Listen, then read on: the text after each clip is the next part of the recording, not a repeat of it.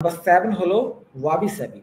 The Japanese word wabi translates to less is more, and sabi means attentive melancholy. Wabi sabi encourages you to embrace the imperfections in life and encourage the beauty in simplicity. It states that perfection is impossible and unachievable. Thus, it teaches you to accept what is, stay in the present moment, and appreciate the simple transient stages of life. This mindset can reduce the pressure you feel to be perfect and motivate you to take action without fearing failure. অর্থাৎ ওয়াবি সাবি এরকম একটা বিষয় যেটা জাপানিজরা follow করে, সেটা হলো আপনাকে প্রেজেন্ট মুহূর্তে রাখা, আপনার মাইন্ডটাকে এরকমভাবে কন্ট্রোল করা, আপনি নিজে মাইন্ডটাকে কন্ট্রোল করবেন যে আপনি প্রেজেন্ট মুহূর্তে থাকবেন। ভবিষ্যতে কি হবে, অতীতে কি হয়েছিল, ওগুলো রিলেট করে আপনি মাইন্ডের ভিতরে গন্ডগোল পাকাবেন না। ঠিক আছে, অধিক চিন্তা এনে কোনো কাজটাকে নষ্ট করবেন না। আপনি প্রেজেন্টে থাকবেন এবং যেমন আপনি আছেন ওটাকে আপনি অ্যাকসেপ্ট করে নেবেন। আপনার লাইফে যা হচ্ছে ওটাকে আপনি অ্যাকসেপ্ট করে নেবেন। আপনি অন্যের সাথে তুলনা করবেন না।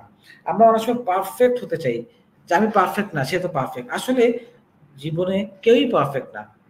প্রত্যেকটা মানুষের ভিতরে কোনো না কোনো খুঁত থাকে, কোনো দোষ থাকে, কোনো ভুল থাকে। কেউই কিন্তু পারফেক্ট না। তা আমরা এই পারফেক্ট হতে গিয়ে কি করি, আমরা ভুল করি। এই পারফেক্ট হতে গিয়ে আমরা আমাদের লাইফটাকে আরো নষ্ট করি। তো এখানে এটাই বোঝাচ্ছে যে পারফেক্ট না, আমরা যেমন আছি সেটাকে অ্যাকসেপ্ট করে নেওয়া, এবং perfect is an impossible and unachievable. Perfection এটা অ্যাচিভ করা পসিবল না, এটাকেই মেনে নেওয়া এবং যতটুকু আছে ওটাতেই সন্তুষ্ট থাকা। ঠিক আছে, এবং আমাদের প্রত্যেকটা লাইফে দেখবেন প্রত্যেকটা স্টেজে, ধরেন আপনি এখন একটা আপনার জ্ঞান একরকম, আপনার বুঝ একরকম, আপনার স্কিল একরকম, আবার দেখা যায় অতীতে কিন্তু এরকম ছিল না, আবার ভবিষ্যতেও কি এরকম জ্ঞান স্কিল থাকবে না, আরেকটু বাড়বে হয়তো বা।